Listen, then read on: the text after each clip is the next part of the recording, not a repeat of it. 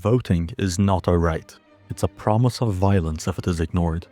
Democracy is failing because we believe a sanitized fairy tale about what it is.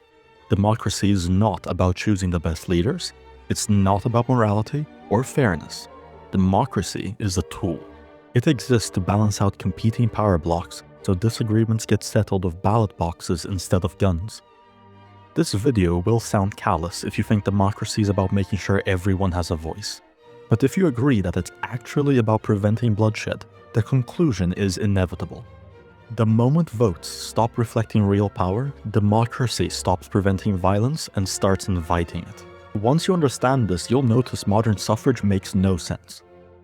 Modern democracy's first problem is vote inflation. Votes only work if they represent force. Increase votes without increasing power, and each vote loses value.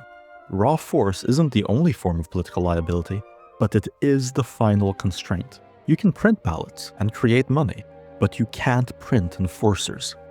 I could speak broadly about voters of limited liability, but instead I'll use the radioactive example of women's suffrage to make my point. Women do not add independent coercive power to the political system, not because they don't have power, but because their power is indirect and dependent. A woman can influence and support her husband or sons. She cannot enforce a political outcome herself. Adding another layer of votes doesn't increase stability, it dilutes it. This matters because democracy only works if the side with the most votes would also win if things turn violent.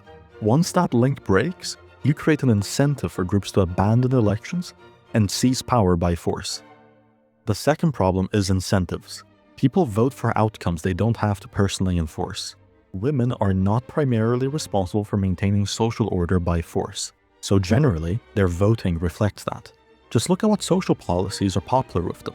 Mass immigration, expensive welfare, social leniency, policies whose costs are disproportionately enforced by men. It's human nature. When personal responsibility is disconnected from decision-making, the inevitable happens. But here's the part people miss. Every criticism I've made so far doesn't just apply to women. It also applies to most men. Most men will never enforce their vote, or be responsible for maintaining social order, or have any real political liability at all. Most men aren't men in a political sense. This video isn't about female suffrage, it's about universal suffrage. If you've been agreeing with me so far, then you already accept that most men shouldn't vote either. And if you've been angry the whole time thinking men do this too, then you've accidentally conceded the thesis. The real question isn't should women vote, it's should anyone vote without the responsibility to enforce it. Universal suffrage didn't democratize power, it severed power from responsibility. If you insist on calling yourself a democracy, then consistency demands rules you won't like. First, the incentive to vote yourself presents from the Treasury must be eliminated. Anyone who votes forfeits the right to government welfare or handouts. Second, voting must imply full political liability. If the officials you vote for start a war, then you are automatically eligible for military service. Finally, anyone who cannot reasonably be expected to enforce the political order if it collapses has no business shaping it at the ballot box. Voting only means something if it carries risk. The moment it becomes safe, it becomes fictional.